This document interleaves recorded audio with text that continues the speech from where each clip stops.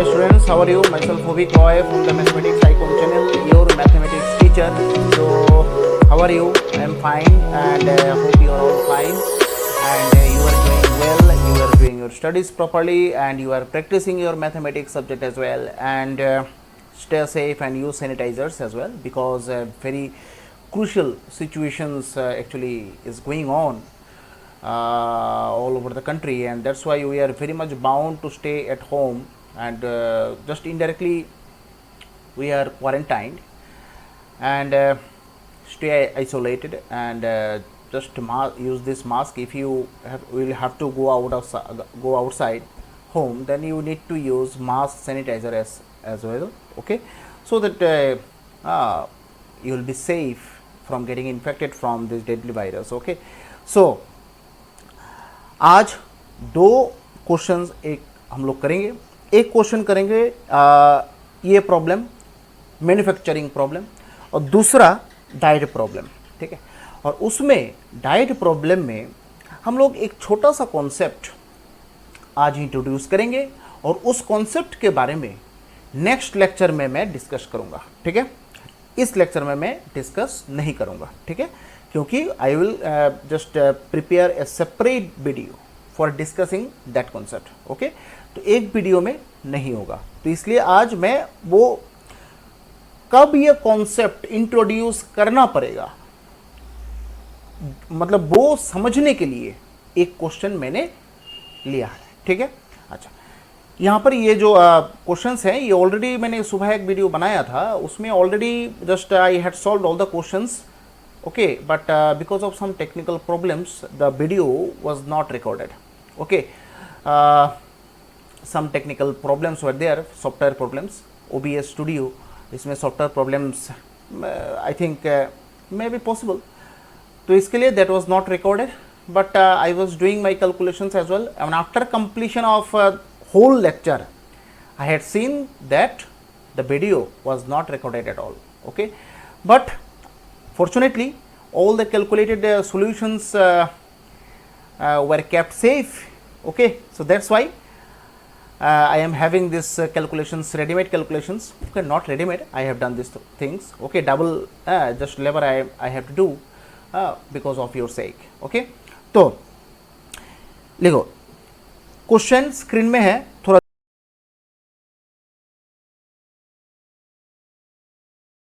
देख लो. A company makes two kinds of leather belts, A type and B type belts. Belt A is high quality belt and belt B is lower quality belt. दो type का belt होता है, एक high quality, दूसरा lower quality, ठीक है. The respective profits are ₹40 and ₹30 पर belt, ठीक है. अब कितना बेल्ट ईच टाइप का we don't know, and that's why we have chosen A type का belt X unit, B type का बेल्ट Y यूनिट, ठीक है. Now let us go to the objective function.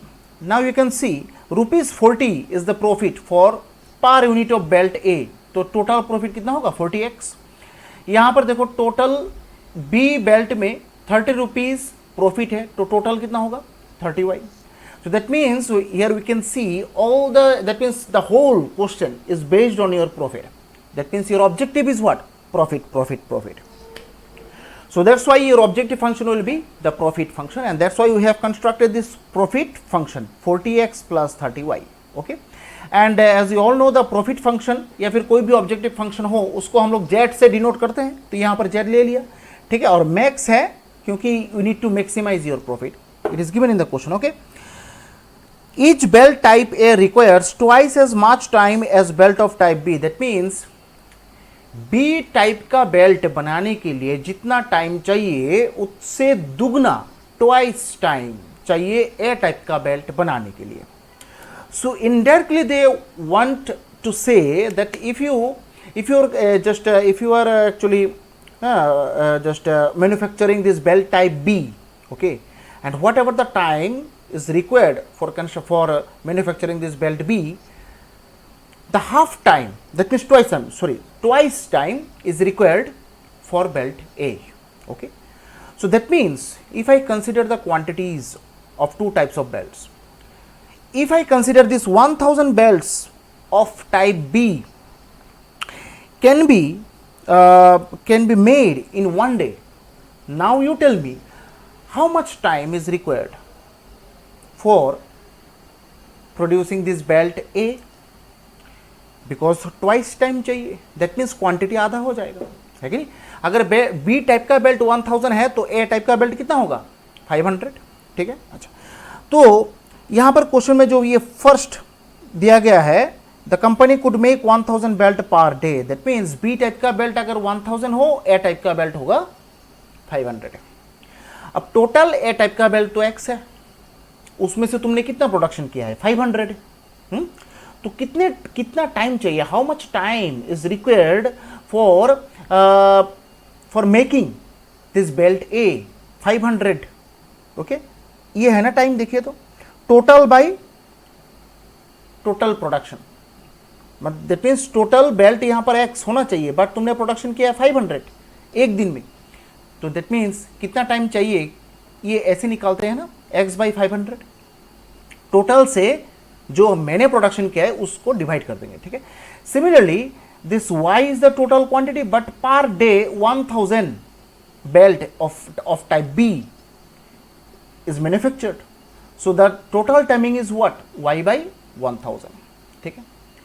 तो यहां पर देखो, अगर तुम इसको यूनिटरी मेथड में रिप्रेजेंट करना चाहोगे, ठीक है, जैसे यहां पर देखो 1000 बेल्ट एक दिन में बनता है, तो 1 बेल्ट कितना दिन में बनेगा? That means 1 by 1000। तो यहां पर y टोटल y बेल्ट है ना, कितना टाइम में बनेगा? y बाई 1000, तो वही तो मैंने लिखा, ठीक है ना? अब दोनों टाइम मिलके एक दिन या फिर एक दिन से कम होगा, तो वही मैंने लिखा है, देखो 1 डे या फिर 1 डे से कम, क्योंकि the whole question depends on 1 day, ठीक है?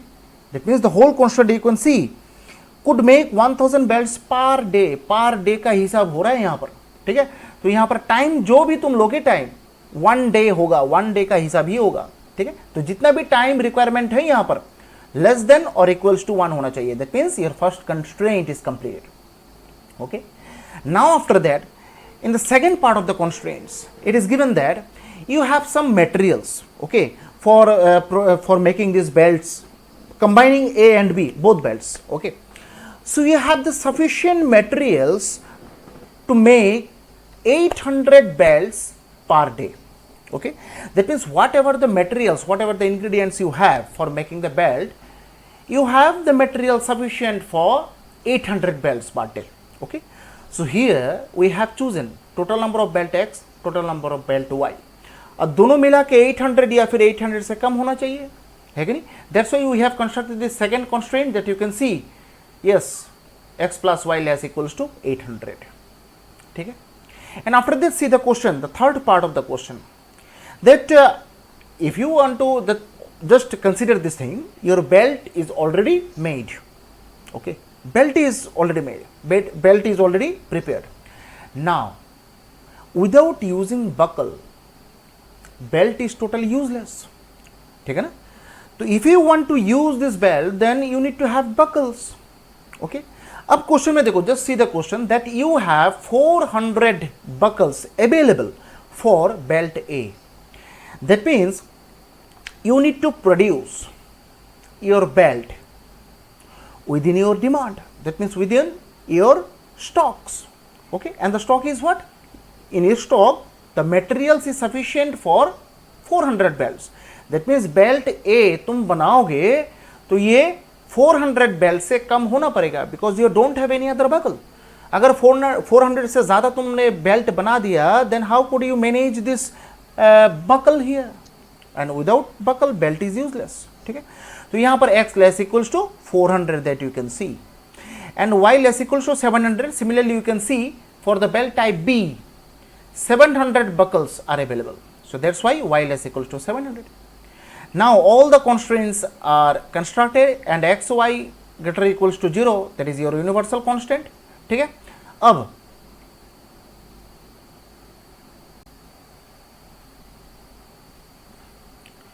अब यहाँ पर देखो, let us make the straight lines here, because without using the straight lines we can't draw the graph, ठीक है? तो यहाँ पर पहला, whatever the inequalities you have, you need to consider all the inequalities as equations. Now this one you can see. Okay, so 2x plus y equals to 1000. Okay, very good. It is your first line, and after rearranging this equation in the intercepting form of a straight line, we have got 2 points, 500 comma 0, 0 comma 1000. Similarly for this straight line, 800 comma 0, 0 comma 100. And how I am constructing these things? देखो यहाँ पर 2x by 1000, अगर मैं पूरा equation को 1000 से divide करूँ, y by 1000 equals to 1, तो यहाँ पर देखो ये कैंसिल होगा ना, 500, राइट? तो x बाई 500 और y बाई 1000, ये this the intercepting form of straight line. So if you are getting the intersecting form of a straight line, then already you have the points coordinates. तो यहाँ पर point coordinate क्या क्या होगा? 500, 0, 0, 1000, and the same thing we have written here. For the second equation, you can see 800, 0, 0, 800. For the third equation, x equals to 400, y equals to 700. Okay. Now it's time to draw the figure. Okay, graphs. Now you can see all the graphs we have. Or we have plotted all the points and we have joined all the points and we have got the straight lines. Okay. After getting the straight lines, some intersecting points are being surfaced here in the figure. You can see. Okay. This point, this point, this point. Okay. So our prime target is to find the intersecting points here, and that's why we have solved equation 1 and 2, and we have got the intersecting point. First intersecting point 400, 200. That means this point. ठीक है. फिर उसके बाद और क्या यहाँ पर ये जो पॉइंट है ना 200, 600 है, ये देखो ये पॉइंट है, ये यहाँ पर एक पॉइंट मिला है ना, देखो सॉरी 200, 600. तो यहाँ पर पॉइंट क्या है? यहाँ पर पॉइंट है 200, 600. ठीक है. और दूसरा पॉइंट मिला, ये जो पॉइंट है ना, ये पॉइंट मिला 400, ये जो पॉइंट है 400, 200. ठीक है. ये दोनों स्ट्रेट लाइन जो है ना, उसको मैंने सॉल्व किया है करके 400, 200 मिल गया, और ये दोनों स्ट्रेट लाइन को सॉल्व करके ये पॉइंट मिल गया दोनों. That means we have got all the corner points. Now our prime target is to find the value of z for each and every corner points, and we will have to check where this maximum value of z is coming. So after using these values, here you can see for this point 200, 600, this z equals to 26,000. That means the maximum value of z is coming. So that means max z is equal to 26,000 and x equals to 200, y equals to 600. That is your solution. Okay, ठीक है. तो very simple diet, ये जो question है बहुत ही important question है. ठीक है. तो you should solve this type of questions. Okay, फिर उसके बाद हम लोग जाएंगे और एक इंपॉर्टेंट क्वेश्चन में. ठीक है, समझ में आया ये क्वेश्चन? ठीक है. If you have any doubt you can ask me in the comment section. Okay, I will solve it. I will try to solve all your queries and all this things. Okay, now next लगा के settings को मैंने ठीक किया है. ठीक है, लेकिन ये क्वेश्चन जो है मैंने तो इतना मेहनत करके शाम को ही मैंने पूरा वीडियो बना लिया था, ये सॉल्व करके करके करके करके दिखा रहा था. ठीक है, तो इसलिए उस मतलब इसी को ही यूज़ करके मैं दिखा रहा हूँ. अगर कोई प्रॉब्लम हो तो मुझे बताना. ठीक है. अच्छा, यहाँ पर question diet problem, very important, very important. Diet problem सब लोग जानते हो कि डाइट डाइट डाइट. हाँ, अच्छा यहाँ पर देखो, diet is to contain at least 400 unit of carbohydrate. ठीक है, 500 unit of fat and 300 unit of protein. मतलब एक डाइट चार्ट है और डाइट चार्ट में क्या होता है, कार्बोहाइड्रेट इतना लेना है, फैट इतना लेना है, प्रोटीन इतना लेना है, यही तो दिया जाता है. That is given actually. Now you can C in any diet chart the some specified quantities of each and every things, just like carbohydrate, fat and proteins used to be given.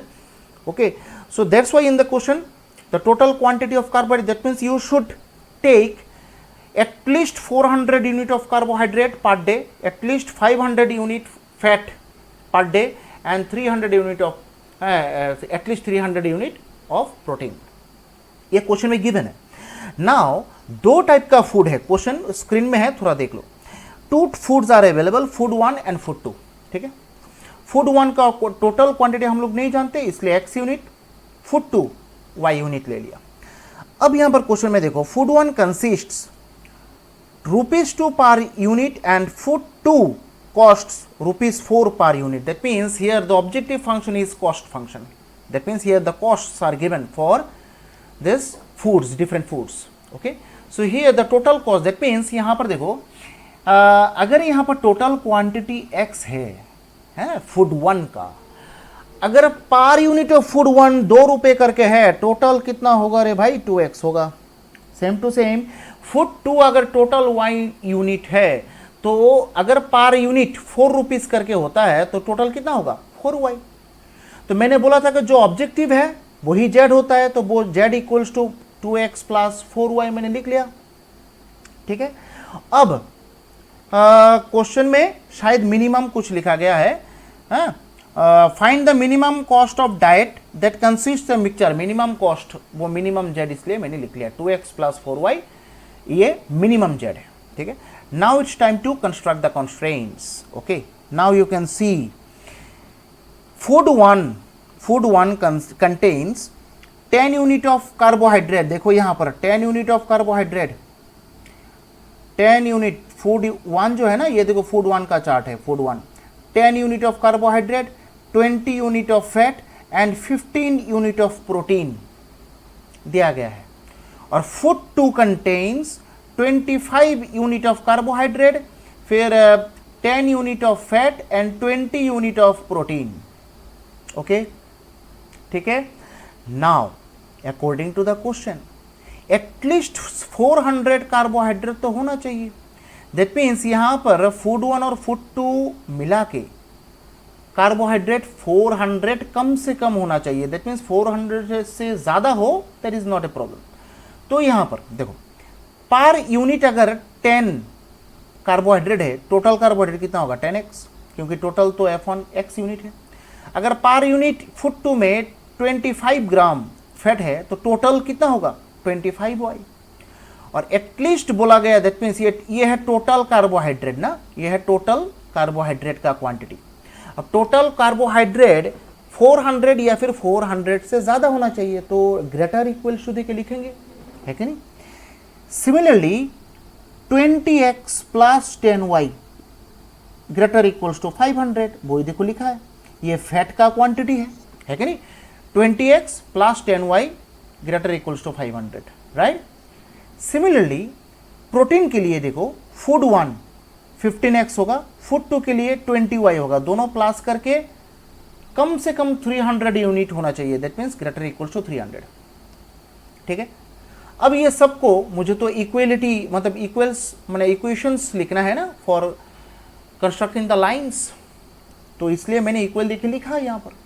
फिर उसके बाद उसको intercepting form में सजाया. सजाने के बाद देखो ये मिला आराम से, ये तो जानते हो आप लोग हैं, मतलब ये फॉर्मेशन है x by A plus Y by B equals to 1. अगर इस टाइप का कोई इक्वेशन है आपके पास, तो यहां से 2 इंटरसेक्टिंग पॉइंट मिलता है, a,0 एंड 0,b. ठीक है, तो वही तो मैंने लिखा है देखो हर एक इक्वेशंस में. अब 3 पेयर ऑफ पॉइंट्स तुम्हारे पास है. ठीक है, 3 पेयर ऑफ पॉइंट्स तुम्हारे पास है. Now we have constructed the lines. You can see सब पॉइंट्स बिठाया, बिठाने के बाद पॉइंट्स निकला. ठीक है, बट यहां पर जो है ना ग्रेटर इक्वल्स टू है, greater equals to, that means जब ग्रेटर इक्वल्स टू होता है ना, तब मैंने क्या बोला था कि 0 0 जहां पर होगा इसके ठीक ऑपोजिट साइड में एरो जाएगा. The same thing is happening here. You can सी 0 तो इस साइड में है, ये है 0 आपका. अब देखो 0 0 के ऑपोजिट साइड में सबका एरो गया है, देखो. ठीक है, अब ऑपोजिट साइड में एरो जाने से बाउंडेड पोर्शन निकालने में तो बहुत दिक्कत हो रहा है भाई. यहां पर देखो बाउंडेड पोर्शन तो ये आ रहा है. ओके, तो बाउंडेड पोर्शन तो देखो यहां पर तो ये इस साइड में तो बाउंडेड नहीं है. दैट मीन्स ये जो शेडेड पोर्शन है इसको बोला जाता है unbounded shaded region is there.